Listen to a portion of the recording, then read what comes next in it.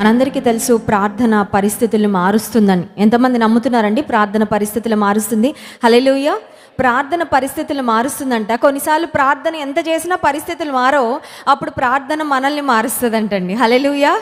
అర్థమవుతుందండి? కొన్నిసార్లు మనం అనుకుంటాం పరిస్థితులే మారాలి మారాలి మారాలి మారాలి, నేను మాత్రం మారను అనుకుంటాం. కొన్నిసార్లు ప్రార్థన ద్వారా ఖచ్చితంగా దేవుడు పరిస్థితులు మారుస్తాడు. కానీ కొన్నిసార్లు పరిస్థితులు మారవు, కానీ మనల్ని మారుస్తాడు. సో ప్రార్థనలో ఉన్న శక్తి చాలా చాలా గొప్పది. అందుకే అపవాది సాయశక్తిలో ప్రయత్నం చేస్తాడంట మనం ప్రార్థన చేయకుండా. తెలుసా మీకు ఆ విషయం? నిన్ను భోజనం చేయనిస్తాడు, టీవీ చూడనిస్తాడు, నిద్రపోనిస్తాడు, బయటికి వెళ్ళి షాపింగ్ చేసుకొని ఇస్తాడు, వార్తాపత్రిక చదవనిస్తాడు, సోషల్ మీడియాలో అవి ఇవి చూడనిస్తాడు, కానీ ప్రార్థన మాత్రం చేయనివ్వడంట. తెలుసా? మనకి తెలుసు కదండి, ఎక్స్పీరియన్స్ అది. వాళ్ళ ప్రార్థన చేయాలనుకుంటే ఆ టైంకి ఏదో ఒక పని, ప్రపంచంలో లేని పనులన్నీ అప్పుడే గుర్తొస్తూ ఉంటాయి, మర్చిపోయిన పనులన్నీ అప్పుడే గుర్తొస్తూ ఉంటాయి. పని చేయాలని ఇంట్రెస్ట్ మోకాళ్ళు వేయగానే వస్తుందండి కొంతమందికి. తెలుసా? మోకాళ్ళు వేయగానే కొంతమంది నాకు ఫోన్ చేసి చెప్తా ఉంటారు, అక్క అదేంటో తెలియదు కానీ మోకాళ్ళు వేయగానే పెండింగ్ వర్క్లన్నీ గుర్తొచ్చేస్తూ ఉంటాయి ఇక మైండ్లో. మళ్ళీ అవి మర్చిపోతే ఇంక మళ్ళీ గుర్తురావేమో అనిపిస్తుందంట. అంటే అపవాది అంటాడు, ఇప్పుడే లేచి నువ్వు వెళ్ళి ఆ పనులన్నీ చక్కబెట్టుకొని రా, ప్రార్థన ఎప్పుడైనా చేయొచ్చు కదా. అంతే కదండి? మనం ఏమనుకుంటాం, ప్రార్థన ఎప్పుడన్నా చేయొచ్చు, దేవుడు అక్కడే ఉన్నాడు, దేవుడు మనతోనే ఉన్నాడు, ఎప్పుడన్నా చేయొచ్చు ప్రార్థన. పొద్దున్న చేయొచ్చు, ఆఫ్టర్నూన్ చేయొచ్చు, నైట్ చేయొచ్చు, అర్ధరాత్రి చేయొచ్చు, తెల్లవారుజాము చేయొచ్చు, ఎప్పుడన్నా చేయొచ్చు. కాబట్టి ఎప్పుడో ఒకప్పుడు చేద్దాంలేని అసలు ఎప్పుడు చేయమంట మనం ప్రార్థన కొన్నిసార్లు. అర్థమవుతుందండి? ఎప్పుడైనా చేయొచ్చు అని. కొన్నిసార్లు ప్రార్థనని ఎప్పుడూ చేయకుండా ఉండిపోతూ ఉంటాం. దేవుడు ఎప్పుడూ అందుబాటులోనే ఉన్నాడు కదా, పర్వాలేదులే, ఎప్పుడు మొరపెట్టుకున్నా ఉత్తరం ఇస్తానని వాగ్దానం చేశాడు కదా అని. కానీ దేవుని వాక్యం సెలవిస్తుంది, దేవుడు మీకు దొరుకు కాలమున ఆయనను వెదకుడు. ఇప్పుడు దొరికే టైంలో ఉన్నాడు, దగ్గరగా ఉన్నాడు నీకు. ఇప్పుడు పిలిస్తే పలకడానికి సిద్ధంగా ఉన్నాడు. ఇప్పుడు నువ్వు మాట్లాడితే, మొరపెట్టుకుంటే నీ మొర ఆలకించడానికి సిద్ధంగా ఉన్నాడు. నీకు దగ్గరగా ఉన్నప్పుడే నువ్వు వాడుకో, అవకాశాన్ని సద్వినియోగము చేసుకో. అందుచేత విశ్వాసంగా మనం ఒకటి గుర్తుపెట్టుకోవాలి, అదేంటంటే దేవుళ్ళు ఎదుగుతూ ఉన్న కొద్దీ అపవాది ప్రార్థన చెయ్యనివ్వకుండా చాలా ఐడియాలు, చాలా ట్రిక్కులు వాడు పన్నుతూ ఉంటాడు అనమాట. అందుకని అపవాది యొక్క తంత్రములు అనే మాట ఉంది, విన్నారండి? అపవాది యొక్క తంత్రములు. ఇంకొక మాట కూడా ఉంది, అపవాది యొక్క తంత్రములను మనము ఎరుగని వారము కాము. అంటే అర్థం ఏంటంటే, అపవాది ట్రిక్స్ అన్ని మనం తెలుసుకుంటే వాడి తంత్రాల్లో, వాడి కుతంత్రాల్లో మనం ఇరుక్కుపోకుండా మనం జాగ్రత్త పడతాం. హల్లెలూయా. మనం అంత తెలివి లేని వాళ్ళముగా ఉండకూడదు. మరి తెలివి ఎక్కడి నుంచి వస్తుందండి అంటే, అపవాది తంత్రములను తెలుసుకొని అపవాది తంత్రముల నుండి తప్పించుకునే జ్ఞానము దేవుని వాక్యం చదవడం ద్వారా మనము పొందుకుంటాం. హల్లెలూయా. కనుక ఉదయకాల సమయంలో ఎలా ప్రార్థన చేయాలో ఒక శక్తివంతమైన వాక్య భాగాన్ని ఉదయకాల సమయంలో మనం ధ్యానం చేసుకోబోతున్నాం. How to wrestle in prayer. ఈరోజు నా వాక్యం యొక్క టాపిక్ ఏంటంటే, ప్రార్థనలో ఎలా పోరాడాలి. How to wrestle in prayer. ప్రార్థనలో పోరాడుట ఎట్లు. ఈ టాపిక్లోకి వెళ్ళే ముందు మళ్ళీ డిస్క్లైమర్ చెప్పాలనుకుంటున్నాను. అసలు నువ్వు ప్రార్థనే చేయకుండా అపవాది చాలా పోరాటాలు చేస్తూ ఉంటాడు. అర్థమైందండి? ప్రార్థనలో ఎలా పోరాడాలని మనం ఈరోజు ధ్యానం చేసుకోబోతున్నాం. అయితే అంతకంటే ముందు, నువ్వు ప్రార్థించకుండా అపవాది చాలా పోరాటాలు నీకు పెడతాడు. అపవాది నీతో కూడా పోరాడుతూ ఉంటాడు. ప్రార్థన గదిలోనికి నిన్ను వెళ్ళనివ్వకుండా, నీ మోకాళ్ళ మీద నువ్వు పడకుండా, నువ్వు మోకాళ్ళ మీద పడినా ఇంకేదో ఆలోచనలోకి వెళ్ళిపోయేటట్టు, లేకపోతే ఇంకేదో నీరసం, ఇంకేదో బాధ, ఇంకేదో ఆకలి, ఇంకేదో ఫోన్ కాల్, ఇంకేదో ఎవరో వచ్చి తలుపు తట్టడం, ఇవన్నీ కరెక్ట్గా ప్రార్థనలో ఉన్నప్పుడే జరుగుతాయి. అప్పుడు నువ్వు దేవుడికి ఎంత విలువ ఇస్తున్నావు, నీ పనులకు ఎంత విలువ ఇస్తున్నావు బయటపడుతుంది. అర్థమవుతుందండి? ఎవరైనా వచ్చి తలుపు తట్టగానే, లేకపోతే బయట చిన్న శబ్దం వినబడగానే, కుక్క మొరగగానే నువ్వు పరిగెట్టి బయటికి వెళ్ళిపోతున్నావు అంటే, నువ్వు కుక్కకి ఇచ్చే విలువ దేవుడికి ఇవ్వడం లేదన్నమాట. అంతే కదా? చిన్న చీమ చిటుక్కుమనగానే నువ్వు లేసి వెళ్ళిపోతున్నావు ప్రార్థనలో నుంచి అంటే, చిన్న సెల్ ఫోన్ రింగ్ అవ్వగానే ఇదేదో ఎమర్జెన్సీ కాల్ అన్నట్టు నువ్వు వెళ్ళిపోతున్నావు అంటే, నీకు దేవునితో ఉన్న అపాయింట్మెంట్ అంటే విలువ లెక్క లేదన్నమాట. డాక్టర్ అపాయింట్మెంట్కి వెళ్తామండి, డాక్టర్ ఎదురుగా కూర్చుంటాం. డాక్టర్ ఎదురుగా కూర్చొని మాట్లాడుతుంటే ఫోన్కి ఏదో రింగ్ వస్తుంది, మాట్లాడతామా? సెల్ ఫోన్ తీసుకొని డాక్టర్ గారు ఒక నిమిషం ఆగండి, నేను మాట్లాడాలంటామండి అనం. ఎందుకంటే డాక్టర్ అపాయింట్మెంట్కి డబ్బులు కడతాం కదా. డాక్టర్ అపాయింట్మెంట్కి డబ్బులు కడతాం. డాక్టర్ అపాయింట్మెంట్ కోసం ఆ డాక్టర్కి సర్జరీలు ఉంటే, వేరే అపాయింట్మెంట్స్ ఉంటే అవన్నీ చూసుకొని వచ్చేదాకా వెయిట్ చేస్తాం. కాబట్టి చాలా విలువ. అమ్మో డాక్టర్ గారితో ఈ టైం బాగా యూటిలైజ్ చేసుకోవాలని చక్కగా మాట్లాడి ఆ తర్వాత బయటకు వచ్చాక ఏమనుకోవద్దండి ఫోన్ ఎత్తలేదు, నేను డాక్టర్ అపాయింట్మెంట్లో ఉన్నానని వాళ్ళకి సర్ది చెప్పుకుంటాం. కానీ పరలోకపు డాక్టర్లకు డాక్టర్ అయిన దేవుడితో అపాయింట్మెంట్ అప్పుడు మాత్రం ఈ అపాయింట్మెంట్లన్నీ మనం అటెండ్ అయ్యి ఆ దేవునికి మాత్రం విలువ చాలాసార్లు ఇవ్వం. దేవుణ్ణి మనం ఎంత ప్రేమిస్తున్నాము, దేవునికి మన హృదయంలో మన జీవితంలో ఎంత స్థానం ఇస్తున్నాం అనేది మన యాక్షన్స్, మన యొక్క క్రియలే చూపిస్తాయి. అర్థమవుతుందండి? చెప్పడం కాదు, పాటలు పాడడం కాదు. నిన్నే ప్రేమింతును, నా ప్రాణం ఉన్నంత వరకు, మట్టిలో చేరే వరకు, ఈ పాటలన్నీ పాడుతూ ఉంటాం ఇక్కడ కూర్చొని. ఈ పాటలు కొన్నిసార్లు అబద్ధాలని మనమే రుజువు చేసేస్తూ ఉంటాం. ఎట్లా అంటే మనము వేరే పనులకు ఇచ్చిన ప్రాధాన్యత, ఇతర వ్యక్తులకు ఇచ్చిన ప్రాధాన్యత, మన స్వంత పనులకు ఇచ్చిన ప్రాధాన్యత దేవుని సన్నిధికి, దేవునితో మాట్లాడే ప్రార్థనా సమయానికి ఇవ్వనప్పుడు. కనుక ప్రార్థన అంటే ఏంటంటే it is appointment with God. హల్లెలూయా! దేవునితో అపాయింట్మెంట్. నువ్వు మోకాళ్ళే కానీ దేవుడు ఇలా వింటూ ఉంటాడండి. ఇప్పుడు నువ్వు మధ్యలో దేవా నేను అక్కడికి వెళ్ళేసి వస్తాను, ఇక్కడికి వెళ్ళేసి వస్తానంటే అర్థం లేనట్టే, దేవునికి మనం విలువ ఇవ్వనట్టే. సృష్టికర్త అయిన దేవుడు, సర్వాధికారి అయిన దేవుడు నీ ప్రార్థన, నీ మొరను చెవి యొగ్గాలని ఇలా ఆయన చెవి నీకు ఇస్తే నువ్వు వేరే పనుల మీద అటు ఇటు తిరుగుతున్నావంటే ప్రార్థనలో అసంపూర్ణమైన ప్రార్థన. కొన్నిసార్లు చూడండి, ఒక అరగంటన్నా చేయాలని కూర్చుంటాం, 5 నిమిషాల్లో ముగించేస్తాం కదండి. ప్రార్థన చాలాసార్లు మన పనుల ఒత్తిడి వలనో, మనకు వచ్చే డిస్ట్రాక్షన్స్ వలనో, మనకు వచ్చే డైవర్షన్స్ వలనో ప్రార్థనకు కేటాయించవలసినంత సమయాన్ని కేటాయించలేకపోతూ ఉంటాము. అయితే ప్రార్థన దేవునితో అపాయింట్మెంట్ అని గుర్తుపెట్టుకున్నప్పుడు ప్రార్థనకు మనం అత్యధికమైన విలువను, ప్రాధాన్యతను ఇస్తాము. హల్లెలూయా! కిచెన్ పనులకు ఇచ్చే ప్రాధాన్యత కంటే, షాపింగ్ పనులకు ఇచ్చే ప్రాధాన్యత కంటే, నీ ఉద్యోగ పనులకు ఇచ్చే ప్రాధాన్యత కంటే, నీ బంధువులకు నువ్వు చేయవలసినవి, నీ బంధువుల నుండి పొందుకోవలసినవి, నీ స్నేహితులతో నీకున్న సంబంధాలు, వాటన్నిటికంటే దేవునికి నీవు అత్యధిక ప్రాధాన్యతనివ్వడం నేర్చుకున్నప్పుడు నీ ప్రార్థన జీవితము ఒక పటిష్టమైన ప్రార్థన జీవితంగా ఉంటుంది. హల్లెలూయా! దేవుని ఆశ ఏంటంటే సేవకులు ఒక్కలే ప్రార్థన యోధులుగా ఉండాలని దేవుని ఆశ కాదండి. ఎందుకంటే ప్రార్థన పరిస్థితులు మారుస్తుంది, ప్రార్థన శక్తివంతమైన కార్యాలు మన జీవితంలో జరిగిస్తుంది. కాబట్టి దేవుని ఉద్దేశం ఏంటంటే మనం అందరం ప్రార్థన యోధులం అవ్వాలని. హల్లెలూయా! ఇప్పుడు ప్రార్థన యోధులుగా ఎలా అవ్వగలమో దేవుని వాక్యంలో ఒక వాక్య భాగాన్ని ధ్యానం చేసుకుందాం. ఫిలిప్పీ పత్రిక 4వ అధ్యాయము 2వ వచనం చదువుకున్న తర్వాత మనం ముందుకు వెళ్దాం. ఫిలిప్పీ పత్రిక 4వ అధ్యాయము 2వ వచనం. ప్రభువునందు ఏక మనస్సు గలవారై ఉండుడని యువోదియను, క్షమించండి, 1వ వచనం చదువుకుందాం. కావున నేను అపేక్షించి నా ప్రియ సహోదరులారా, నా ఆనందమును నా కిరీటమునై ఉన్న నా ప్రియులారా, ఇట్లు ప్రభువునందు స్థిరులై ఉండుడి. Be firm, be strong in Christ. ప్రభువులో మీరు స్థిరంగా ఉండాలి, ప్రభువులో మీరు బలంగా ఉండాలి. ప్రభువులో స్థిరంగా ఉండడం అంటే ఏంటి? What does it mean to be strong in Christ? క్రీస్తులో స్థిరంగా ఉండడం అంటే అర్థం ఏంటంటే నువ్వు ప్రార్థనలో స్థిరంగా ఉండాలి. You must have definite prayer time. ఒక ప్రార్థన సమయాన్ని నీ జీవితంలో నీవు కలిగి ఉండాలి. ప్రార్థన కొరకు నువ్వు సమయాన్ని కేటాయించుకోవాలి. ఎంతమందికి వారి జీవితంలో ప్రార్థన సమయం అనేది ఒకటి ఉంది? టీవీ సమయం ఒకటి ఉంటుంది, సీరియల్ సమయం ఒకటి ఉంటుంది కదండి. ఉదయాన్నే నేను ఈ టైంకి లేస్తానండి అని ఒక నిర్దిష్టమైన టైం టేబుల్ మనకు ఉంటుంది. ఇది టీ టైం అండి, 4 అయితే గంట కొడుతుంది కొంతమందికి, ఆ టైంలో టీ తాగాల్సిందే. అలా నీ జీవితంలో ప్రార్థనకు ఒక సమయం నువ్వు కేటాయించావా? Do you have a definite prayer time in your life? నీ జీవితంలో ఒక ప్రార్థన సమయం నీకుందా? కొలస్సీ పత్రిక 4వ అధ్యాయం 2వ వచనంలో ప్రార్థనను గురించిన ఒక ప్రాముఖ్యమైన మాట ఉంది, చదువుకుందాం. కొలస్సీ పత్రిక 4వ అధ్యాయము 2వ వచనం.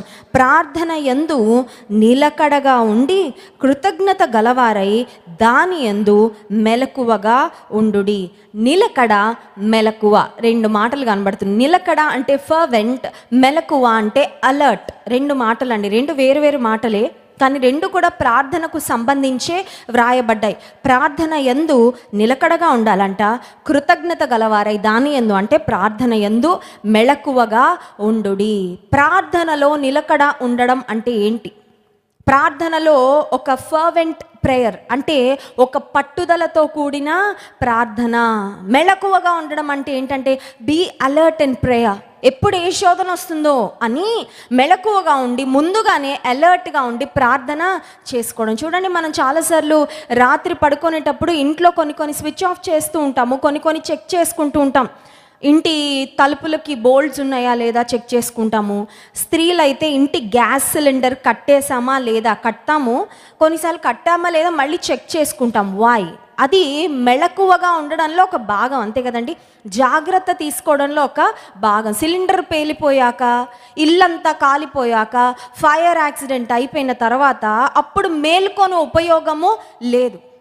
మేము మీట్ అండ్ గ్రీట్కు హైదరాబాద్కు వెళ్ళినప్పుడు చాలా కుటుంబాలు వచ్చి కలుసుకొని వారి జీవితాల్లో మరి జరిగిన విషయాలు కొన్ని పంచుకుంటున్నప్పుడు కొంతమంది వెళ్ళిన పెయిన్ఫుల్ సిచ్యువేషన్స్ వింటూ ఉంటే చాలా బాధ అనిపించింది.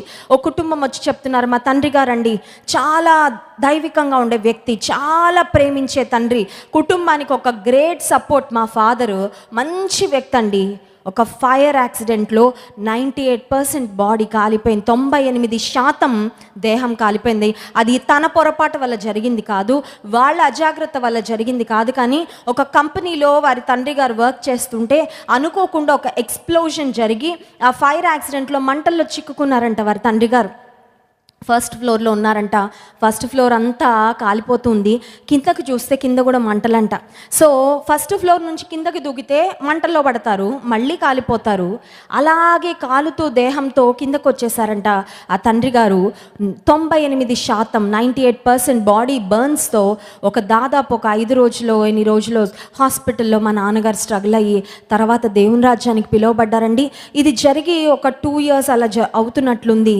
కానీ ఆ సంఘటన గురించి వాళ్ళు చెప్తుంటే మళ్ళీ కన్నీరు కార్చేస్తూనే ఉన్నారండి. ఎందుకంటే ఆ సంఘటన ద్వారా తమ తండ్రి గారు అనుభవించిన బాధ, తాము ప్రేమించిన తండ్రి, తాము ప్రేమించిన భర్త పొందిన వేదనను కుటుంబీకులు ఒక్కసారి జ్ఞప్తికి తెచ్చుకుంటే వాళ్ళ కళ్ళ నుండి దారగా కన్నీళ్ళు వచ్చేస్తూనే ఉన్నాయి.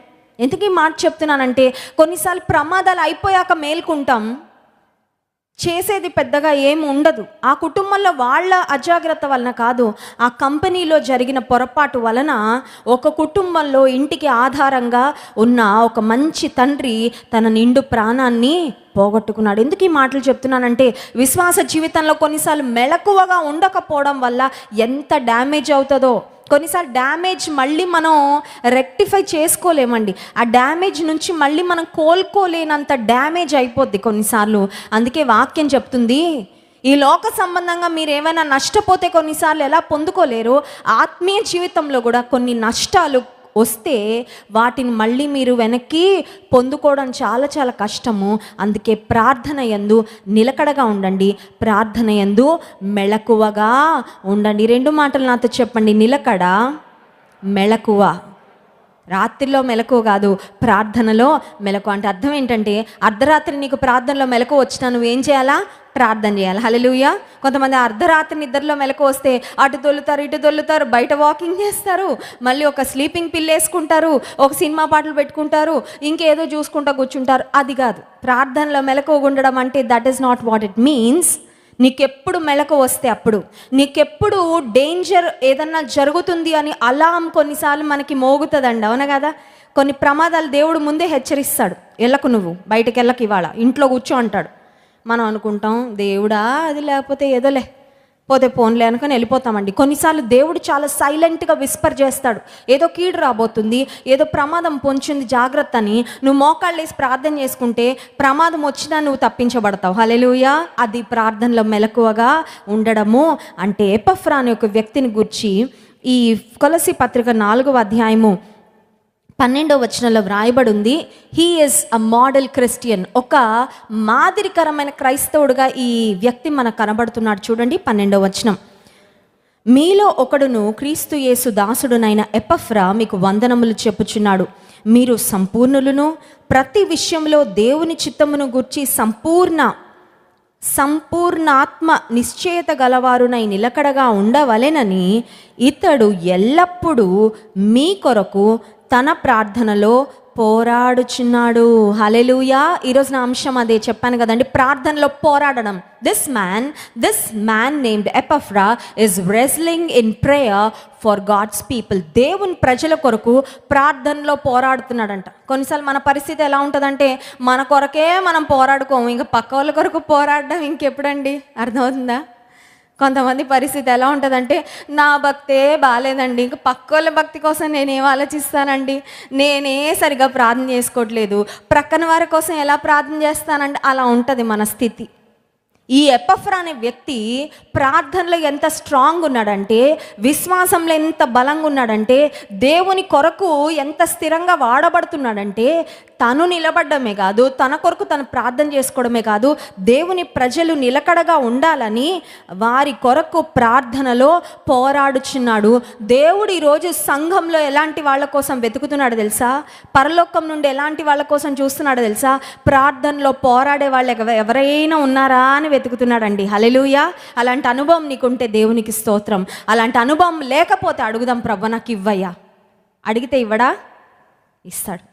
పలానా అమ్మాయిని నాకు పెళ్లి చేయ అంటే ఇవ్వడేమో, పలానా ఏదో కొండ మీద కోతిని ఇవ్వయ్యా అంటే ఇవ్వడేమో, ప్రార్థనలో పోరాడే శక్తి ఇవ్వయ్యా అంటే ఇస్తాడండి. హల్లెలూయా. ఎందుకంటే ఆయనకి ఇష్టం అది. ఆ పని చేసే వాళ్ళు ఆయనకి కావాలా, ఆ పని చేసేవాళ్ళు ఆయనకు కావాలి.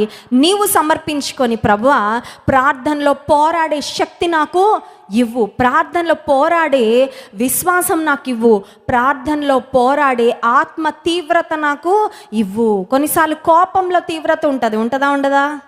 కోపం వస్తే తీవ్రత కదండి, ముఖంలో తీవ్రత వచ్చేస్తుంది, మాటలో తీవ్రత వచ్చేస్తుంది, ఆ తర్వాత మన యొక్క పనుల్లో కూడా చాలా తీవ్రత, ఆ స్పీడ్, ఆ ఫోర్స్ కనబడుతూ ఉంటుంది.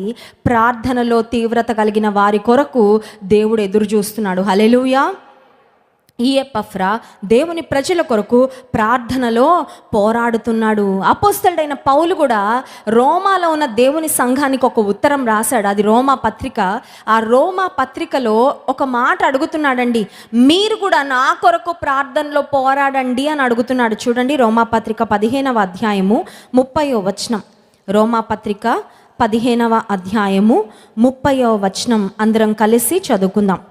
30-32 వచనాలు కలిసి ఉన్నాయి. సహోదరులారా, నేను యూదయలోనున్న అవిధేయుల చేతిలో నుండి తప్పింపబడి యెరూషలేములో చేయవలసి ఉన్న ఈ పరిచర్య పరిశుద్ధులకు ప్రీతికరమగునట్లును నేను దేవుని చిత్తము వలన సంతోషముతో మీ యొద్దకు వచ్చి మీతో కలిసి విశ్రాంతి పొందినట్లును మీరు నా కొరకు దేవునికి చేయు ప్రార్థనల యందు నాతో కలిసి పోరాడవలనని మన ప్రభు అయిన యేసుక్రీస్తును బట్టి ఆత్మ వలని ప్రేమను బట్టి మిమ్మును బ్రతిమాలు కొనుచున్నాను. హల్లెలూయా. మొన్న నా బర్త్డే అయినప్పుడు మిమ్మల్ని కూడా బ్రతిమలాడాను, గుర్తుందా? మిమ్మల్ని ఏమని బ్రతిమలాడానంటే, అందరి దగ్గరకు వచ్చి గడ్డం పట్టుకొని బ్రతిమలాడలేదు, ఇక్కడ నిలబడి మైక్లో ఒక మాట చెప్పాను. అదేంటంటే, మీ నుండి నేను ఒక గిఫ్ట్ కోరుకుంటున్నా ఈ బర్త్డేకి. అదేంటంటే, నా కొరకు ప్రార్థన చేయండి, నేను దేవునిలో స్థిరంగా ఉండాలని, నేను దేవుని కొరకు ఇంకా బాగా పనిచేయాలని, ఇంకా బాగా వాడబడాలని, నా కోసం, నా కుటుంబం కొరకు, మన పరిచర్య కొరకు ప్రార్థన చేయండి. అడిగానా? గుర్తుందా మీకు? అడిగాను, ఫాస్టింగ్ ప్రేయర్లోనే అడిగాను. ఇక్కడ అపోస్తలుడైన పౌలు అంటున్నాడు, మిమ్మల్ని నేను బ్రతిమలాడుతున్నాను, I'm requesting you and pleading you for something. కొన్నిసార్లు మనుషుల దగ్గరికి వెళ్ళి బ్రతిమలాడతాం, ఏమని? 1,00,000 రూపాయలు అప్పు ఇయ్యండయ్యా బ్రతిమలాడతాం కదండి. మనుషుల దగ్గరికి వెళ్ళి బ్రతిమలాడతాం, కానీ ప్రార్థనలో బ్రతిమలాడలేము మనం. ఎందుకు? ప్రార్థనలో ఎందుకు బ్రతిమలాడలేకపోతున్నాం? మనుషుల దగ్గరికి వెళ్ళి బ్రతిమలాడినప్పుడు ఉన్న పట్టుదల ప్రార్థనలో బ్రతిమలాడడానికి నీకు ఎందుకు ఉండట్లేదు? మనుషుల దగ్గర బ్రతిమలాడితే బహుశా వాళ్ళు పట్టించుకుంటారో పట్టించుకోరో నాకు తెలియదు, కానీ దేవుని దగ్గర బ్రతిమలాడితే దేవుడు ఖచ్చితంగా పట్టించుకుంటాడు. హల్లెలూయా. అపోస్తలుడైన పౌలు అంటున్నాడు, నేను ప్రార్థనలో పోరాడుతున్నా, మీరు కూడా నా కోసము ప్రార్థనలో పోరాడండి. అపోస్తలుడైన పౌలు ఘనమైన సేవ చేశాడండి, ఘనమైన సేవ. ఆ ఘనమైన సేవ చేస్తూ ఉన్నప్పుడు ఈయనను చాలామంది ప్రార్థనలో ఎత్తిపట్టారు. Hallelujah. They supported him through their prayers. నీ సేవకుడు అంటే నీకు నిజంగా ప్రేమ ఉంటే బలంగా పనిచేసే సేవకుని మీద రాళ్ళు కాదు నువ్వు వేయాల్సింది, నిందలు కాదు నువ్వు వేయాల్సింది, వాళ్ళ కోసం ప్రార్థన చేయి. నువ్వు అది వాళ్ళకి ఇవ్వగలిగిన బెస్ట్ గిఫ్ట్. హల్లెలూయా. అందుకే ఒక దైవజనుడు అంటాడు, the best gift you can give to any person is praying for them. నువ్వు ఎవరికైనా ఇవ్వగలిగిన బెస్ట్ గిఫ్ట్ ఏంటంటే వాళ్ళ కోసం నువ్వు చేసే ప్రార్థన. మీకు ఎవరంటే బాగా ఇష్టమా? మీ కుటుంబీకులు అంటే మీకు చాలా ప్రేమ? నీ తల్లి అంటే నీకు చాలా ప్రేమనా? నీ బిడ్డలంటే నీకు చాలా ప్రేమ? నీ మనవడు మనవరాలంటే నీకు చాలా ప్రేమ? నీ స్నేహితులు అంటే నీకు చాలా ప్రేమ? వాళ్ళకి నీ ప్రేమ ఎలా చూపించుకోవాలి నీకు తెలియట్లేదా? ఒకటి చేయి, వాళ్ళ కోసం ప్రార్థన చేయి. హల్లెలూయా. నువ్వు వాళ్ళ కోసం ప్రార్థన చేస్తే వాళ్ళకి కావాల్సినవన్నీ దేవుడు ఏర్పాటు చేస్తాడు. నువ్వు వాళ్ళకి ఇవ్వగలిగిన బెస్ట్ గిఫ్ట్ ప్రార్థనే. హల్లెలూయా. ఆ ప్రార్థన ఎప్పుడైనా చేయొచ్చు, ఎక్కడ నుండైనా చేయొచ్చు. ఒక సాక్ష్యం అండి, పోయిన వారంలో ఒక యవ్వనస్త్రాలు మందిరంలో పరిచర్య చేస్తూ ఉంటుంది, ఒక చెల్లెమ్మ. ఆ చెల్లెమ్మ వాళ్ళ తల్లిగారు గల్ఫ్లో ఉంటారు. ఆమె దుబాయ్లో ఉద్యోగం చేస్తూ ఉంటారు, పని చేస్తూ ఉంటారు. ఆమె ఆరోగ్యం అంతా పాడైపోయిందంటండి. చాలా సంవత్సరాలు అయింది ఆమె దుబాయ్కి వెళ్ళి ఉద్యోగ నిమిత్తం. కుటుంబం కొరకు చాలా కష్టపడి పనిచేస్తుంది ఆ తల్లి, ఎంతో శ్రమ పడుతుంది. ఆమె దేహం అంతా బలహీనం అయిపోయింది, ఎక్కడ చూసినా నొప్పులంట, లేచి పని కూడా చేసుకోలేనంత బలహీనం అయిపోయింది. ఇండియాకి తిరిగి వచ్చేద్దామంటే అప్పు బాధలు ఉన్నాయి. ఇండియాకి తిరిగి వచ్చేస్తే నా బిడ్డల పెళ్ళిళ్ళు ఎలా అవుతాయి, ఇండియా తిరిగి వచ్చేస్తే మా అప్పులు ఎలా తీరుతాయని ఆ యవనస్త్రాలు చెప్పింది. అక్క, మా అమ్మ వాడే మందులు ఇంత పెద్ద సంచి ఉంటాయి అక్క, ఒక పెద్ద ప్యాకెట్, ఆమె రోజు వేసుకునే మందులు. మా అమ్మ ఇంక ఈ రోగాలు నయం కావేమో అన్నంత నిరాశలోకి వెళ్ళిపోయింది అక్క. ఎన్ని మందులు వేసుకుంటున్నా తగ్గట్లేదు. మా అమ్మకి దేహంలో ఆరోగ్యం లేదు, శక్తి లేదు, ప్రార్థన చేయక్క అని వస్తే ఆ రోజు నేను తను కలిసి విశ్వాసంతో ప్రార్థన చేశామండి. అప్పుడు ఒకటే ఒక మాట నేను ప్రార్థనలో చేశాను, ఏమనంటే, ప్రభువా, మేము ఇక్కడ నిలబడి దుబాయ్లో ఎక్కడో ఉన్న ఈ బిడ్డ యొక్క తల్లిగారి కొరకు ప్రార్థన చేస్తున్నాం, కానీ మేము ఇక్కడ చేసే ప్రార్థనతో నువ్వు అక్కడ కార్యాలు చేసి ఆమెకు ఆరోగ్యం ఇవ్వు, శక్తి ఇవ్వని ప్రార్థన చేశానండి. హల్లెలూయా. ప్రార్థన ఒక వైర్లెస్ కనెక్షన్. ఇక్కడ నుండి ప్రార్థన చేస్తే అక్కడ ప్రభువుకి వినబడితే అక్కడ నుండి ప్రభు అక్కడ అవసరతలో ఉన్న వాళ్ళకి మేలు చేస్తాడు నీ ప్రార్థన ద్వారా. హల్లెలూయా. అదే చేశాను ప్రార్థన. నిన్న రాత్రి వచ్చింది, అక్క మీకు సాక్ష్యం చెప్పాలి. ఏంటమ్మా సాక్ష్యం అంటే, ఆ రోజు మీరు ఇక్కడ ప్రార్థన చేశారక్క, నెక్స్ట్ రోజు పొద్దున మా అమ్మ ఫోన్ చేసింది, నిన్న రాత్రి నుండి ఏ నొప్పి లేదే, ఎట్లా పోయాయో తెలియదని చెప్పిందండి. హల్లెలూయా. మందులు మొత్తం మానేసిందంట వాళ్ళ అమ్మ, మందులు మొత్తం మానేసింది, దేహంలో ఒక్క నొప్పి లేదు, ఎట్లా బాగైందో తెలియదని అని చెప్పిందంట. ఈ అమ్మాయి చెప్పిందంట, అక్క నేను నిన్న రాత్రి ప్రార్థన చేశాం. ఇది ఎందుకు చెప్తున్నానంటే, ఇది నా గొప్పతనం కాదండి, ఇది మనం ప్రార్థన చేసిన దేవునిలో ఉన్న గొప్పతనం. హల్లెలూయా. ఆయన నీ ప్రార్థన వింటాడు. నువ్వు విశ్వాసంతో చేస్తే, నువ్వు విశ్వాసంతో ప్రార్థన చేస్తే, నువ్వు పట్టుదలతో ప్రార్థన చేస్తే ఆయన అద్భుత కార్యాలు జరిగిస్తాడు. అపోస్తలుడైన పౌలు రోమాలో ఉన్న దేవుని సంఘాన్ని బ్రతిమలాడుతున్నాడు. ఏమనంటే, మీరు నా కొరకు ప్రార్థనలో పోరాడండి, ప్రార్థనలో నా కోసం పోరాడండి. మన దైవజనులు దుబాయ్కి వెళ్ళారు, ఇప్పుడు అమెరికా దేశంలో ఉన్నారు పరిచర్య నిమిత్తం. ప్రభా, దైవజన్ అక్కడ బలంగా వాడుకో. నేను అనుకుంటాను అపోస్తలుడైన పౌలు ఆయన పరిచర్యలో ఆయనతో కలిసి జతపని వారిగా, ఆయనకు సపోర్ట్ చేసిన, ఆయనకు ఆశ్రయం ఇచ్చిన, ఆయన వెళ్ళినప్పుడల్లా వాళ్ళ ఇంట్లో ఉంచుకున్న అలా చాలా మందిని గురించి వీళ్ళకి వందనాలు తెలుపుచున్నాను, వీళ్ళకి కృతజ్ఞతలు, ప్రభు పేరట వాళ్ళకి శుభాలని చాలా మంది పేర్లు ఉంటాయండి. రోమాపత్రిక ఆఖరి అధ్యాయంలో మనం చూస్తే లిస్ట్ ఉంటుంది, పురుషులు స్త్రీలు వీళ్ళు ఇలా ప్రయాసపడ్డారు, వీళ్ళు పరిచర్యలో ఈ విధంగా సహకరించారు అని చాలామంది పేర్లు రాస్తాడు. నేను అనుకుంటాను పేర్లు రాయబడని అపోస్తలుడైన పౌలు కొరకు ప్రార్థన చేసిన వ్యక్తులు చాలామందికి పరలోకంలో గొప్ప గొప్ప బహుమానాలు దేవుడు ఇచ్చి ఉంటాడు. హల్లెలూయా.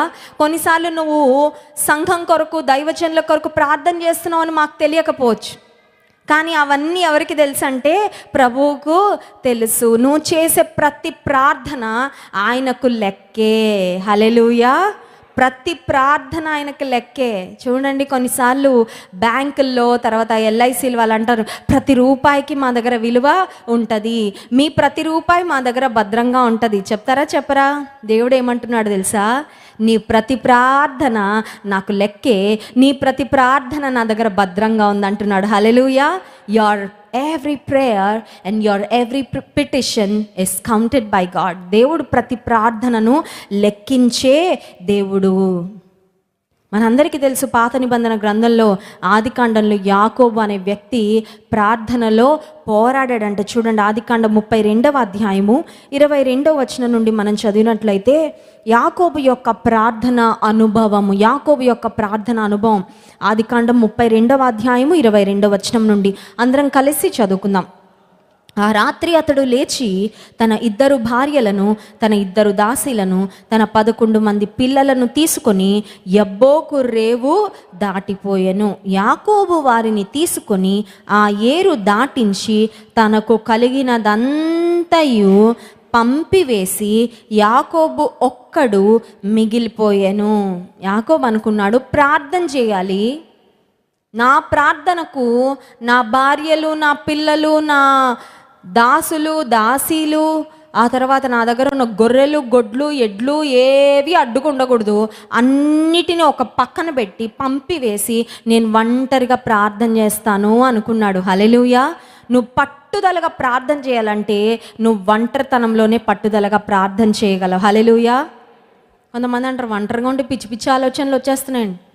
ఒంటరిగా ఉంటే పిచ్చి పిచ్చి ఆలోచనలు వస్తున్నాయేమో. నీ ఒంటరితనాన్ని నువ్వు దేవునితో ఒంటరి ప్రార్థన చేయడానికి ఒక చక్కని సమయంగా వినియోగించుకుంటే నీ ఒంటరితనం నీకు శాపం అవ్వదు, నీ ఒంటరితనం నీకు ఆశీర్వాదం అవుతుంది. హల్లెలూయా. అర్థమవుతుందండి? నీ ఒంటరితనం నీకు శాపం కాదు. నువ్వు అనుకుంటున్నావేమో, నాకు పెళ్ళి అవ్వలేదక్క, రాత్రులు నిద్ర పట్టట్లేదు, వాళ్ళు వీళ్ళు అంటున్న సూటిపోటి మాటలు ఇంకా అవ్వట్లేదా నీకు? నీలో ఏదో లోపం ఉందేమో, నువ్వు ఎవరినో ప్రేమించావేమో, నీకు అదేమో ఇదేమో. కొంతమంది చూడండి, బాణల్లా ఉంటాయి వాళ్ళు వేసే మాటలు. వాళ్ళకి సగం తెలుసు సగం తెలీదు, చాలా మాట్లాడుతూ ఉంటారు. యవ్వన కాలంలో వివాహ వయసుకు వచ్చిన తర్వాత ఏదో సంబంధాలు వస్తూ ఉంటాయి, పోతూ ఉంటాయి. బంధువులు అనే మాటలు, ఇరుగు పొరుగు వాళ్ళు అనే మాటలు, కొన్నిసార్లు తల్లిదండ్రులు కూడా ఫ్రస్ట్రేషన్లో ఇంకెప్పటికైతుందే నీకు పెళ్ళి, మా బతుకు కాలంలో నిన్ను సెటిల్ చేయగలుగుతామా లేదా అని కొన్నిసార్లు అలా మాట్లాడుతూ ఉంటే చాలా వేదన పడిపోతూ ఉంటారు యవనస్తులు. ఒంటరితనంలో నువ్వు ఆ మాటలన్నీ ఆలోచించుకొని ఏడవడం కాదు, దేవుని పాదాల మీద పడి ఏడువు, ఆ ఏడుపుకు ప్రతిఫలం దొరుకుతుంది. హల్లెలూయా. ఒంటరితనము నువ్వు నిరాశ పడడానికి ఒక మంచి అనుకూలమైన సమయమే కాదు. ఒంటరితనము నువ్వు పిచ్చి పనులు చేయడానికి ఎవరు లేనప్పుడు చేసే రహస్యమైన పాపాలకు అనువైన స్థలముగా నువ్వు తీసుకోవద్దు. కానీ ఒంటరితనము నీ ప్రభువుతో ఒంటరిగా నువ్వు ప్రార్థన చేయడానికి వినియోగించుకుంటే నీ ఒంటరితనం నీకు శాపం కాదు, నీ ఒంటరితనం నీకు ఆశీర్వాదం. Hallelujah. Your loneliness is a wonderful time to spend with God. నీ ఒంటరితనం దేవునితో నువ్వు గడిపే ఒక అద్భుతమైన సమయం అని ఎప్పుడూ మర్చిపోవద్దు. ఆ జీవితంలో నేను ఒకటి చెప్పగలనండి. దైవజనులు జాన్ వెస్లీ గారు అమెరికాకు వచ్చిన సమయంలో కరెక్ట్గా ఆ రోజు ప్రార్థన ఉంది. నాకు దైవజనులు మా ఊరు వస్తున్నారని నాకేం తెలీదు. ఆ ముందు రోజు రాత్రి నాకు నిద్ర పట్టలేదు. మోకాళ్ళు వేసి కన్నీరు కారుస్తూ ప్రార్థన చేస్తూనే ఉన్నాను. మా ఫ్రెండ్స్ అందరు నిద్రపోయారు, ఎవరి పాటికి వాళ్ళు పడుకున్నారు. నాకు నిద్ర పట్టట్లేదు. నేను మా హాల్లోకి వచ్చేసాను. మా ఇంట్లో అంత కార్పెట్ ఉంటుందండి, కార్పెట్ మీద మోకాళ్ళు వేస్తే సుఖంగా ఉంటుంది, కానీ గచ్చు మీద మోకాళ్ళు వేస్తే బాగుంటుంది కదా, కఠినంగా ఉంటుంది. మా గచ్చు కిచెన్ రూమ్లో ఉంటుంది. ఆ కిచెన్ రూమ్ దగ్గరకు వచ్చాను. ఆ గచ్చు మీద మోకాళ్ళు వేసాను. నా కంప్యూటర్లో ప్రైజ్ అండ్ వర్షిప్ సాంగ్స్ పెట్టుకున్నాను, పాటలు పాడుకుంటూ ప్రభుని ఆరాధించుకుంటున్నాను. ఆ తర్వాత నా హృదయంలో ఉన్న వేదనంతా మోకాళ్ళు వేసి కన్నీరు కారుస్తూ ప్రభుతో చెప్పానండి. ఆ రోజు దాదాపు రాత్రి 2:30-3 దాకా నిద్రపోలేదు. నేను దేవునితో మాట్లాడుతూనే ఉన్నా, ప్రార్థన చేస్తూనే ఉన్నా, ఏడుస్తూనే ఉన్నా, స్తుతిస్తూనే ఉన్నా. ప్రభా, నీ చిత్తం ఏంటి, నీ సంకల్పం ఏంటి, నా జీవితం పట్ల నీ ఉద్దేశము నీ ఉద్దేశం జరిగించు ప్రభా, నాకు నీ చిత్తం తప్ప ఇంకేమీ వద్దు అని ప్రార్థన చేసి పడుకున్నానండి. ఆ రోజు ఉదయకాల సమయంలో నాకు ఫోన్ వచ్చింది. ఈరోజు ఇండియా నుండి ఒక దైవజనుడు వస్తున్నాడు, అక్కడ వాక్యము మా ఇంట్లో చెప్తున్నారమ్మా, మీటింగ్కి రండి. నిద్రలో ఫోన్ ఎత్తానేమో, రాత్రి లేటుగా పడుకున్నానేమో. ఆ దైవజనుడు పేరేంటండి, ఏ ఊరు నుంచి వస్తున్నారండి నేను అడగలేదండి, ఎందుకంటే నిద్రలో ఉన్నా. ఫోన్ ఎత్తడమే కష్టంగా ఉంది. ఫోన్ ఎత్తి ఓకేలేండి ఆంటీ చూస్తాను అని పెట్టేశానండి. సరే, లేచిన తర్వాత రెడీ అయిపోయాను, ఆఫీస్కి వెళ్ళిపోయాను. మళ్ళీ సాయంకాలం ఇంకా ఇంటికి వెళ్ళే టైం అవుతా ఉంది. ఆంటీకి ఫోన్ చేశాను మళ్ళీ, పొద్దున సరిగా మాట్లాడలేదు ఆంటీ, క్షమించండి, నైట్ లేట్గా పడుకున్నాను, ఎవరు వచ్చారు, ఎవరా దైవజనులు, ఎక్కడ మీ ఇల్లు అడ్రస్ ఏంటి, నాకు ఒకసారి పంపించండి అని మళ్ళీ మాట్లాడితే అప్పుడు చెప్పారు, జాన్ వెస్లీ గారు ఇండియా నుంచి వచ్చారమ్మా అని. అవునా, నేను ఎప్పుడు కలవలేదండి ఆ దైవజన్ని, కానీ ఆ దైవజన్ ఒక ఇన్స్పిరేషనల్ సేవకుడు, నిజంగా ఒక స్ఫూర్తిదాయకమైన దైవజన్ని, ఖచ్చితంగా వస్తాను. మన ఇండియన్ ఫ్రెండ్స్ ఇంకా చాలామంది నాకు తెలిసిన వాళ్ళు ఉన్నారు, వాళ్ళందరినీ కూడా తీసుకొని వస్తాను. అందరికి ఫోన్లు చేశాను, జాన్ వెస్లీ అన్న వచ్చారంట, రండి అందరం వెళ్దామని. ఒక కెమెరా పట్టుకురండి, మంచి కెమెరా, మళ్ళీ జీవితంలో కలుస్తామో లేదో ఒక మంచి గ్రూప్ ఫోటో దిగుదామని చెప్పానండి నేనే. హల్లెలూయా. రండి, నా దగ్గర మరి చిన్న కెమెరా ఉండేది, ఒక పెద్ద మంచి కెమెరా ఉండేది ఒక అన్నయ్య దగ్గర. అన్నయ్యకి చెప్పాను, ఆ కెమెరా తీసుకురా అన్నయ్య, అందరం కలిసి గ్రూప్ ఫోటో దిగుదాం, ఎందుకంటే మళ్ళీ మన దగ్గరకు వస్తారో రారో, మళ్ళీ మనం కలుస్తామో లేదు. ఎందుకు ఈ మాటలు చెప్తున్నానంటే, ఆ రోజు రాత్రి నేను ప్రార్థనలో ప్రభుతో పోరాడానండి. హల్లెలూయా. దైవజనుడు వస్తున్నాడని నాకు తెలీదు. నా జీవితంలో దేవుడు ఆ రాత్రి పోరాడిన తర్వాత ఆ కార్యం చేస్తాడని నాకు తెలీదు, కానీ ప్రార్థనలో నేను పోరాడాను. హల్లెలూయా. నువ్వు పోరాడావా ఎప్పుడైనా దేవునితో? అమ్మ నాన్నతో అన్నం తినకుండా అలిగి పోరాడుతున్నావు నువ్వు చాలాసార్లు కదండి. నన్ను అక్కడికి పంపించండి, ఇక్కడికి పంపించండి, పంపించకపోతే అన్నం తినను, పంపించకపోతే మాట్లాడను, మౌన పోరాటాలు చేస్తున్నావు నువ్వు. ఇంట్లో వాళ్ళని ఇండైరెక్ట్గా వేధిస్తున్నావు, కానీ దేవుని దగ్గర పోరాడడం నీకు చాలాసార్లు అర్థం కావట్లేదు. యాకోబు అది చేశాడు. యాకోబు అందరినీ పంపేశాడండి, భార్యలు, పిల్లలు. ఈ తలనొప్పి అంతా నాకు వద్దు, వీళ్ళందరినీ పక్కన పెడతాను, నా దేవుడు నేనంతే. హల్లెలూయా. కొన్నిసార్లు అందరినీ తగిలించుకొని తిరుగుతున్నావు నీ పక్కన. ఇటు పక్కన ఒకడు, ఇంక అటు ఒకడు, ఇటు ఒక్కొడుకు, ఇటు ఒక్కొడుకు, ఇటు కూతురు, అటు కూతురు. ప్రార్థన చేయడానికి వాళ్ళే గుదిబండలు అయిపోతూ ఉంటారు. కొన్నిసార్లు నేను మా పిల్లలకి చెప్తాను, మమ్మీ ప్రార్థనలో ఉంది, తలుపు తట్టారంటే మీ పని అయిపోద్ది అంటాను అంతే. మమ్మీ ప్రార్థనలో ఉంది, తలుపు తట్టద్దు, మీ పని ఏదో మీరు చూసుకోండి, మీరు ఆడుకుంటారో చదువుకుంటారో మీరు ఏం చేసుకుంటారో చేసుకోండి, అమ్మ ప్రార్థనలో ఉన్నప్పుడు మాత్రం వచ్చి తలుపు తట్టడానికి వీలు లేదు. నువ్వు కొన్నిసార్లు నీ బాధ్యతల నుండి నువ్వు ఒంటరిగా నువ్వు సమయం తీసుకోవాలి. దేవునితో మాట్లాడాలంటే నాకు వాళ్ళు ఉండాలండి, వీళ్ళు ఉండాలండి, అందరూ ఉంటున్నారు కానీ దేవుడే ఉండట్లేదు నీ జీవితంలో. అందుకే రావట్లేదు ఆశీర్వాదం, అందుకే విడుదల రావట్లేదు, అందుకే అద్భుతాలు జరగట్లేదు. ఎందుకంటే నువ్వు అస్తమానం జనాల్ని కోరుకుంటున్నావు కానీ దేవుని కోరుకోవట్లేదు నీ జీవితంలో.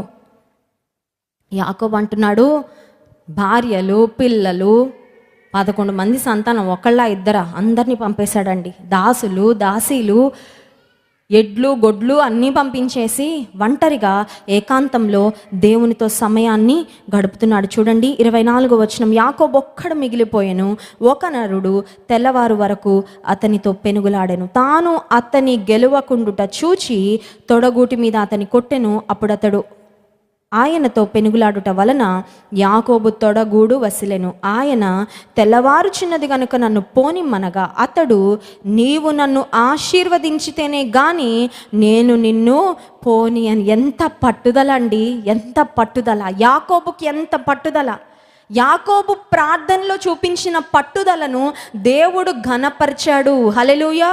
విశ్వాస విషయంలో నీకు పట్టుదల ఉంటే నీ పట్టును దేవుడు నెరవేరుస్తాడు. హల్లెలూయా. నీకేంటంత మొండితనం అని దేవుడు శిక్షించడండి. అర్థమవుతుందా? ప్రార్థనలో నువ్వు పట్టుదల కలిగి ఉంటే నీ పట్టుదలని దేవుడు శబాష్ అంటాడు. యాకోబు ప్రార్థనలో పోరాడుతుంటే పట్టుదలగా తీవ్రతతో దేవుడు యాకోబు యొక్క ప్రార్థన విన్నాడు, యాకోబు యొక్క ప్రార్థనకు నెరవేర్పిచ్చాడు. నేటికి యాకోబు ప్రపంచాన్ని దాటి వెళ్ళిపోయి కొన్ని వేల సంవత్సరాలు అయిపోయినా యాకోబుకు దేవుడు పెట్టిన పేరు ఇశ్రాయేలు.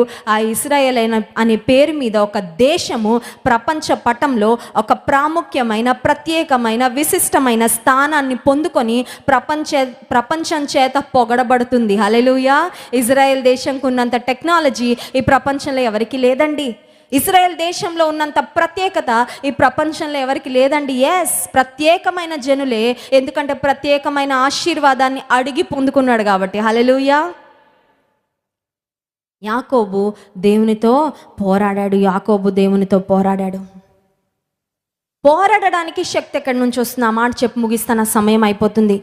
పోరాడడానికి శక్తి ఎక్కడి నుంచి వస్తుంది? మైక్ టైసన్ అంట బాగా రిజల్ట్ చేసేవాడు. మైక్ టైసన్ రోజుకి 100 గుడ్లు తినేవాడంటండి. మనకి 2 గుడ్లు తింటేనే కడుపు నిండిపోద్ది కదండి. 100 గుడ్లు తినేవాడంట. ఇప్పుడు ప్రార్థనలో పోరాడడానికి శక్తి ఎక్కడి నుంచి వస్తుంది అంటే రోమాపత్రిక 8వ అధ్యాయం 26వ వచనంలో ఒక వాక్య భాగం చదువుకొని మనం ముగించుకుందాం. రోమాపత్రిక 8వ అధ్యాయము 26వ వచనం. అటువలే ఆత్మయు మన బలహీనతను చూచి సహాయము చేయుచున్నాడు. ఏలైనగా మనం యుక్తముగా ఎలాగూ ప్రార్థన చేయవలెనో మనకు తెలియదు, కానీ ఉచ్చరింప శక్యము కాని మూలుగులతో ఆ ఆత్మ తానే మన పక్షముగా విజ్ఞాపనము చేయుచున్నాడు. ఆత్మ మనకు సహాయం చేస్తాడంట. కొన్నిసార్లు ప్రార్థన చేస్తూ ఉంటే ఛార్జింగ్ అయిపోతున్నట్టు ఉంటుందండి. అవుతుందా? ప్రార్థన చేస్తూ చేస్తూ చేస్తూ ఉంటే ఛార్జింగ్ అయిపోతున్నట్టు ఉంటుంది. కొన్నిసార్లు అలసిపోతున్నట్టు ఉంటాం, బలహీనపడిపోతున్నట్టు ఉంటాం. ప్రార్థన చేయాలని ఆశ ఉంటుంది, కానీ ఆత్మ సిద్ధమే కానీ శరీరం బలహీనం అన్నట్టు ఉంటుంది. అప్పుడు మనల్ని ఎవరు బలపరుస్తారు? అప్పుడు ప్రార్థన చేయడానికి నీకు స్ట్రెంగ్త్ ఎవరిస్తారు? ఆ మోటివేషన్ ఎవరిస్తారంటే పరిశుద్ధాత్మ దేవుడు ఇస్తాడంట. హల్లెలూయా. పరిశుద్ధాత్మ దేవుడు మనకు సహాయం చేస్తాడంట ప్రార్థన చేయడానికి శక్తిని, సహాయమును, ప్రేరణను, కొన్నిసార్లు మాటలు కూడా దేవుడు అందిస్తాడండి. హల్లెలూయా. ఆ దేవుడు మాటలు అందిస్తాడు. ఈ మాట చేయి ప్రార్థన, ఇలా చేయి ప్రార్థన. పరిశుద్ధాత్మ దేవుని యొక్క నడిపింపు నీ ప్రార్థనలు చూస్తావు. కొంతమందికి ఒకటే ప్రార్థన పుట్టిన దగ్గర నుంచి లాస్ట్ దాకా, ప్రభువా నన్ను దీవించు, నా కుటుంబాన్ని దీవించు, ఇంకా అంతకంటే ఏమొద్దు, ఆమెన్, అంతే. ఆ 4 ముక్కలే. అది కాదండి, అది కాదు. ప్రార్థనలో పోరాడడం అంటే అది కాదు. ప్రార్థనలో పోరాడడం అంటే నువ్వు కంఠస్థం చేసిన 4 మాటలు ఒక చిలక పలుకుల్లాగా వల్లించడం కాదు. ప్రార్థన అంటే నీ హృదయాన్ని కుమ్మరించుకొని చేసేది. హల్లెలూయా. ప్రార్థన అంటే ఉచ్చరింప శక్యం కాని మూలుగులతో నీలో ఉన్న భారం, నీలో ఉన్న బాధ, నీలో ఉన్న పరిస్థితులన్నీ దేవుడు నీకు సహాయం చేస్తూ ఉండగా అవన్నీ ఆయన సన్నిధిలో కుమ్మరించుకోవడం. In one word, prayer is like unloading your heart. Hallelujah. ప్రార్థన అంటే నీ హృదయాన్ని అన్లోడ్ చేసుకోవడం అండి. ఇక్కడ బరువుతో వస్తాము, కానీ ఇక్కడ ప్రార్థనలో అన్లోడ్ చేసుకొని తేలిగ్గా వెళ్ళిపోతాం. హల్లెలూయా. ఎప్పుడైనా జరిగిందా అనుభవం నీకు? అన్లోడింగ్ అయిందా? కొంతమంది లోడింగే తప్ప అన్లోడింగ్ ఉండదు, అవునా కాదా? అన్నీ చూసి అన్నీ విని లోడింగ్ అయిపోయి బరువు భారం పెరిగిపోయి గుండె నొప్పి, అమ్మో నా వల్ల కాదండి, ఇంకా భారాలు ఎక్కువైపోయినాయండి. అందరు భారాలు మోసేస్తూ ఉంటారు. వీళ్ళ భారాలు మోస్తారు. అవసరం లేని వాళ్ళ భారాలన్నీ కూడా కొంతమంది ఎత్తి మీద వేసుకుంటూ ఉంటారు. నీకు అవసరం లేదు. నీకు నీ భారాలు తీసేసే దేవుని దగ్గరకు వచ్చి ప్రార్థనలో యు అన్లోడ్ యువర్ బర్డన్స్. నీలో ఉన్న బర్డన్స్ అన్ని అన్లోడ్ చేసి పడే, అప్పుడు నువ్వు తేలికగా దేవుడిచ్చే సమాధానంతో, దేవుడిచ్చే జవాబులతో, విజయాలతో నువ్వు తిరిగి వెళ్తావు. హల్లెలూయా. కనుక ఈ ఉదయకాల సమయంలో ప్రార్థనలో పోరాడము ఏంటి? ప్రార్థనలో పోరాడదామండి. ఎంతమంది సిద్ధంగా ఉన్నారు పోరాడడానికి? ఈరోజు నుంచి అడుగుదాం, ప్రభా ప్రార్థనలో నాకు పట్టుదల, ప్రార్థనలో నిలకడగా ఉండాలి, ప్రార్థనలో మెలకువగా ఉండాలి. నువ్వు నిజంగా ఎవరైనా ప్రేమిస్తే వాళ్ళకి నువ్వు ఇచ్చే గిఫ్ట్ ఏంటండి? డైమండ్ నెక్లెసా, డైమండ్ రింగా, అదా ఇదా ఏది కాదు, నువ్వు ఇచ్చే ప్రార్థన. Prayer is the best gift you can give to any person. నువ్వు ఇవ్వగలిగిన శ్రేష్టమైన ఆశీర్వాదము, శ్రేష్టమైన బహుమానము ప్రార్థనే. దేవుడు కూడా అంటున్నాడు, మీరు మెళకువగా ఉండి ప్రార్థన చేయండి. పరిస్థితులన్నీ తారుమారైపోయాక అప్పుడు మేల్కొని ప్రార్థన చేయడం కాదు. పరిస్థితులు మారక ముందే, తారుమారవ్వక ముందే, నష్టాలు కష్టాలలో నువ్వు కూరుకోకముందే, తుఫాను చెలరేగక ముందే మెళకువగలిగి ప్రార్థన చేయగలిగితే అద్భుతాల ఆశీర్వాదాలు. కళ్ళు మూసుకోండి, ప్రార్థన చేసుకుందాం. పరిశుద్ధ మహోన్నతానికి వందనాలు. ప్రార్థనలో పోరాడడం గురించి మీరు మా జ్ఞాపకం చేశారు. ఎపఫ్రా నీ ప్రజల కొరకు ప్రార్థనలో పోరాడని వాక్యంలో ఉంది. అట్టి అనుభవాలు మాకు ఇవ్వు ప్రభువా. బట్టల కొరకు పోరాడుతున్నాం, కొన్నిసార్లు ఆస్తుల కొరకు పోరాడుతున్నాం, ఉద్యోగాల కొరకు పోరాడుతున్నాం, కానీ ప్రార్థనలో పోరాడడం అంటే ఏంటో మాకు నేర్పించయ్యా. విశ్వాసం కలిగి ఉండడం అంటే ఏంటో నేర్పించు. ప్రార్థనలో తీవ్రత ఇవ్వండి ప్రభువా. ప్రార్థన భారాన్ని మాకు ఇవ్వండి అయ్యా. ఒక నిర్దిష్టమైన ప్రార్థన సమయాన్ని మేము కలిగి ఉండడానికి సహాయించే మోకాళ్ళ ప్రార్థన మాకు నేర్పించు ప్రభువా. మా భారాలు, మా వేదనలు అన్నీ ప్రార్థనలో నీ సన్నిధిలో కుమ్మరించుకునే అనుభవాన్ని మాకు ఇవ్వు ప్రభువా. ప్రార్థన శక్తితో మమ్మల్ని నింపండి అయ్యా. నీ కృప మాకు తోడుగుంచండి. ఈయన ఆరాధించి స్తుతించబోతుండగా ఆరాధన ఆత్మతో మమ్మల్ని నింపండి. విన్న వాక్యము మా హృదయాల ఫలింపచేయండి. యేసునామమున ప్రార్థిస్తున్నాం తండ్రి, ఆమేన్.